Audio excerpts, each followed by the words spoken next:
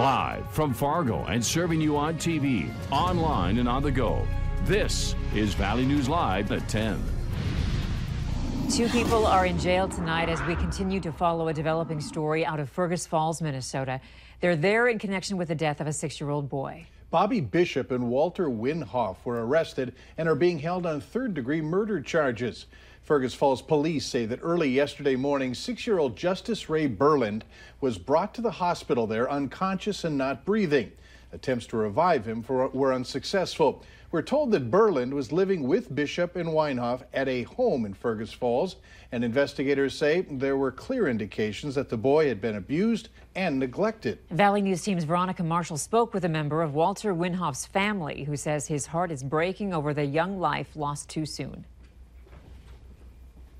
I just like to say that, our hearts go out to the true family of this poor little boy. Even though it's his brother in jail, this isn't the brother that I know and loved. Stephen Winhoff is thinking about justice after the 6-year-old's life abruptly ended. If these allegations are true, it's just horrible, and we're just heart-sickened about it. Justice was living with Stephen's brother Walter and Bobby Bishop at the time of his death. Despite living hours away, Stephen said he had an idea something was wrong in Fergus Falls. He just didn't know how bad it really was. I don't know what's been going on there for the last year and a half that I've been gone, but obviously it's not good. In a text message posted on Bishop's Facebook page, Stephen even threatened to contact Child Protective Services. And now a small memorial has sprung up where Justice lived, proving that Stephen isn't the only one thinking about him. In Fergus Falls, Veronica Marshall, Valley News Live. An autopsy is being performed to determine the exact cause of death. Justice wasn't the only child in the home. Police say a sibling was taken into protective custody. And we'll continue to follow the story as it develops. For more, visit us online, valleynewslive.com. A North Dakota man has been indicted in the murder of his girlfriend. 42-year-old John Willard Graywind was charged in federal court on second-degree murder and voluntary manslaughter charges. The indictment alleges that in November of last year, Graywind killed his girlfriend, Eugenia Lopez Austin, on the Spirit Lake Indian Reservation. Devils Lake police confirmed that on the day that Lopez died, there was a car chase involving John Graywind. That report details a 911 call made to the hospital. According to the report, a male was driving a female who had been stabbed in the chest. The phone line went dead, and 30 minutes later, cops were in pursuit. The chase took authorities to the Spirit Lake Indian Reservation. Now, we spoke with Eugenia's mother after she reached out to us on the whistleblower hotline. This was back in January. She was demanding answers from authorities. At this point, no word on when Graywind will appear in court. We are keeping an eye on some wintry conditions headed our way. Hutch, what's the latest and when should we expect it? Most of us here in the valley will wake up to very quiet conditions just as we are heading to bed tonight, as temperatures today were very near 40 degrees. You can see many areas, though, now slipping below freezing. That's going to make for some cold road surfaces. Some patchy fog is a possibility during the overnight hours, but otherwise, showers out in Montana will push into the western Dakotas by morning. Falling on frozen ground will be some areas of rain and freezing rain out west. So if your morning travels take you westbound, be advised there could be some ice in those directions. We're expecting some rain, some freezing drizzle, as well as some snow accumulating across the area as we go through our Wednesday. I have the updates in your hour-by-hour forecast here, what we're expecting in just a few minutes. But Thursday morning could be a little slippery commute for many. Okay, thanks, Hutch. And make sure you have the Valley News Live Storm Team weather app so that you can keep up with the weather anytime, anywhere. You'll get the latest forecasts and conditions so that you can plan your day.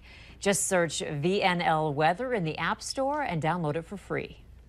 Once marijuana dispensaries are in place in North Dakota, many will have to choose between owning a gun or getting a marijuana card. Under federal law, gun owners are not allowed to use marijuana, narcotics, depressants, or any other controlled substances. The form you fill out to get a gun says having marijuana is still unlawful under federal law, even if it's legalized recreationally or medically in your state. And unless the U.S. Attorney's Office says North Dakotans, you're safe, we're not going to prosecute you for having a firearm, I would advise that you're playing with fire. Gun owners say that they'll continue to follow their federal requirements, and marijuana advocates aim to continue pushing for normalization of the drug. In North Dakota, police gave out over 700 citations during their Drive Sober or Get Pulled Over campaign. The citations included arrests for DUI, alcohol, and drugs. The campaign took place in March and increased the number of patrols on the road. A dog deemed to be dangerous is back home after the Thief River Falls city leaders determined it would not be put down. Police say Tex the pit bull bit 3 people, but inadequate proof led the city council to give the dog and the owner one more chance. The dog owners had to meet a long list of requirements to prevent the dog from being put down. Today, the dog was released from the pound and is back home. It was hard. I contacted a lot of insurance agencies. There's probably a good 25 that I contacted and sent applications in for and kept getting denied, and I finally found one out of Florida. The dog's owner adds that after 6 months, she can apply to remove the dangerous dog title. Facebook CEO Mark Zuckerberg was in the hot seat today as he began his 2 days of testimony on Capitol Hill. This testimony is after a political consulting firm gathered the personal information of 87 million Facebook users without the social network's knowledge. In Zuckerberg's apology, he admits that Facebook didn't do enough to prevent this type of breach from happening.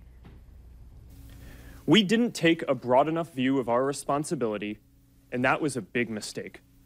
And it was my mistake, and I'm sorry. I started Facebook, I run it, and I'm responsible for what happens here. This is the first time the tech CEO is testifying before Congress as he tries to restore public trust in his company.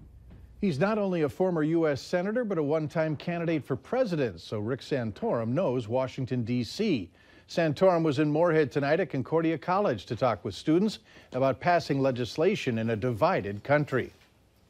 They want me to come and talk about how you can get things done in a politically divided country. Because one of the things that I did, I mean, I served in the Senate during both Bill Clinton and George Bush's administration, and we actually passed a lot of legislation.